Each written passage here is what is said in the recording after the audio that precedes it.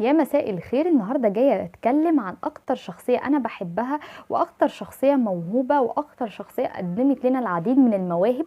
منه بقى ان هو فنان، مؤلف، مخرج، مواهب كتير جدا. هو مينا سمير اللي العرض بتاعه كان اسمه لغاية فين على مسرح الهيوسة بير. كان موافق يوم 3/3 اللي فات. حقيقي العرض كان تحفة، ناس كتير قوي كانت متحمسة ان هي تحضر العرض. انا اكتر واحدة من الناس دي كنت متحمسة جدا، لان انا عارفة مينا وعارفة ان هو قد ايه موهوب، وعارفة قد ايه ان العرض هيطلع بشكل كويس جدا وبشكل جميل. بس انا لما رحت اتصدمت، هو حقيقي صدمني وصدم الناس كلها، لان العرض طلع احسن ما كنت انا متوقعه. كمان العرض حضروا ناس كتير قوي، منهم الاعلاميين والصحفيين، وكان برضو هناك نجوم كبار حضروا العرض. العرض كان في غايه الجمال، واداء الممثلين فعلا كان حلو قوي، واداء مينا كمان كان روعه. والعرض عجب كل الناس اللي كانت قاعده، لان فعلا كان بيحكي عن واقع بيحصل معانا كلنا، ومشاكل وسلبيات وايجابيات كتيره قوي بتحصل معانا، سواء بقى بتحصل معانا في البيت او في الشغل او في المدارس او في المستشفيات او في اي مكان عموما. فالعرض كان تحفه. العرض ما كانش كمان درامي بس، لان مينا ما حرص ان هو يكون العرض درامي، كان في شيء كده من الفكاهيه، ناس كانت بتضحك وفي نفس الوقت بتعيط من قلبها من كتر ما هم متاثرين بالمشاهد اللي بيشوفوها. العرض كان عباره عن 4 مشاهد. اول مشهد كان المدرسه، وبعد كده القهوه، وبعدين البيت، وبعد كده العياده. ولكن ال4 مشاهد كلهم كان يعني كنت تحس ان هم منفصلين ومتصلين في نفس الوقت. كان مشاهد فعلا ال4 احلى من بعض. مينا ما اثبتش نفسه كمان كمخرج او مؤلف من خلال ان العرض كان جميل جدا، الا ان هو برضو فنان موهوب، لان بالرغم من ان العرض طلع بالشكل ده واداء الممثلين اللي كان ممتاز جدا، الا ان مينا لعب اكتر من شخصية في العرض. هو لعب دور معاذ والشحات والبياع وتيمور وعبده واخو المريض. عايزه اقول لكم ان الشخصيات كلها احسن من بعض، قدمها بالشكل كويس جدا، اداؤه كان كويس قوي. واكتر شخصيه بصراحه لسه مأثره فيها لحد دلوقتي هي شخصيه معاذ، لان هي ضحكتني قوي. والمشهد بتاع معاذ كان فعلا، انا قعدت طول ما انا قاعده كنت بضحك على مينا. بس خليني اوريكم جزء من المشهد.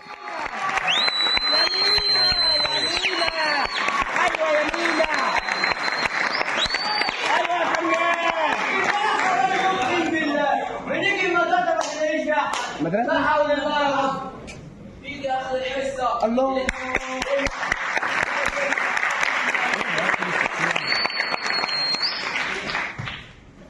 بقول لك على حاجه كمان. قول هنعمل الجزء كله غلطانه يا دين. هتقولوا حاجه والله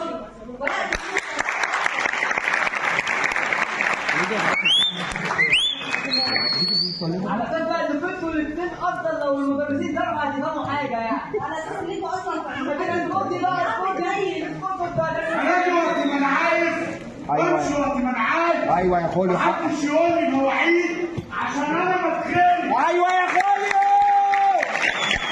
ايوه يا فنان. يا ولاد كل واحد يطلع كشكول يلا.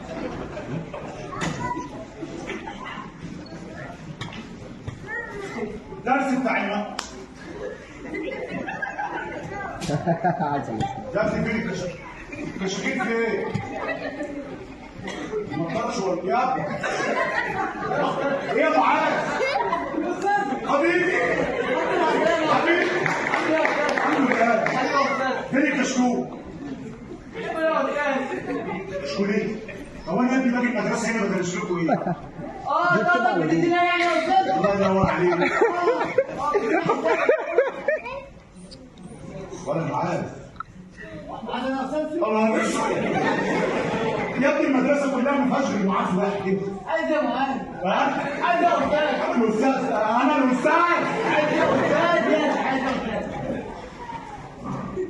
فين فلوس الدرس؟ فلوس الدرس؟ راح اجيب اصلا انا براحتي خالص. فلوس الدرس فين؟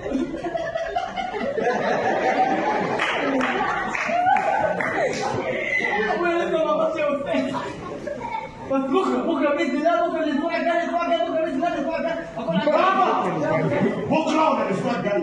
الاسبوع الجاي بكره يا استاذ. لا اقعد يا معلم. مميز، عشان كده انا قدمت له انا واستاذ محمد درع تميز. انا عارفه ان هو يستاهل احسن من كده، لان فعلا هو موهوب. وعايزه اقول له استمر، انت تعبت كتير قوي عشان توصل للحظه دي، وانت فعلا وصلت لها، ولسه مستنيه نجاح اكبر من ده، لان فعلا هو يا جماعه تعب جدا عشان العرض يطلع بالشكل ده. وعايزه اقول له دلوقتي ان اللي انت تعبته عشانه او اللي انت تعبته لقيته. فعلا العرض كان جميل قوي، الناس كانت خارجه مبسوطه من العرض وجمال العرض. انا حضرت مسرحيات كتير، لكن كنت طول الساعتين حاسه ان انا قاعده ملانه، العرض ممل. لكن بصراحه انا ما كنتش عايزه العرض بتاع مينا يخلص من كتر ما هو العرض حلو، كنت بضحك من قلبي. العرض كان مؤثر جدا في ناس كتير. فانا عايزه اقول له استمر، عايزه اشوفك في عروض تانية كتير وافلام تانية كتير واعلانات تانية كتير. انت فعلا موهوب، وصدقني اي حاجه بتتعب عشانها هتلاقيها، سواء بقى دلوقتي او بعدين. والرساله دي مش لمينا بس، لاي حد بيشوف الفيديو. اي تعب ايا كان ايه، فانت تعبت عشان حاجه هتلاقيها. ربنا بيكرم اللي بيتعب. اسعى وربنا هيسعى معاك. مفيش حد، او عمري ما شفت في حياتي حد تعب عشان حاجه وربنا ما كرمهوش. لو انت ربنا ما كرمكش دلوقتي هيكرمك بكره، هيكرمك بعده وبعده. المهم ان انت تعبت عشان حاجه هتلاقي نتيجه تعبك ده، سواء بقى تعبت عشان تنجح، او تعبت في الشغل، تعبت لعمل حاجه، تعبت لهدف معين، فانت هتوصل للهدف ده. فصدقوني صدقوني صدقوني، مينا تعب كتير، وعشان كده نجاحه فعلا فعلا له طعم تاني.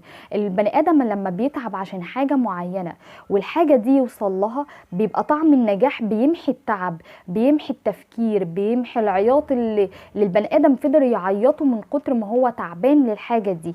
فصدقوني طعم النجاح حلو قوي قوي قوي، خصوصا لو النجاح بعد تعب. انا بتمنى لك التوفيق يا مينا، ودايما في تميز ونجاح وتألق. وده ان شاء الله مش هيبقى اخر العرض، وانا نفسي احضر ليك عروض تانية كتير، وانا مستنية اعمال تانية كتير ليك، لان انت فعلا حد مميز. كمان خليهم يقفوا بالثقة دي على خشبة المسرح ويبدعوا. هو ده الشخص اللي قام بتأليف وإخراج العرض المسرحي إليه فين، وقام بالعديد من الأدوار في العرض، حيث قام بدور كل من معاذ والبياع وتيمور وعبده وأخ المريض. هو المؤلف والمخرج مينا سمير.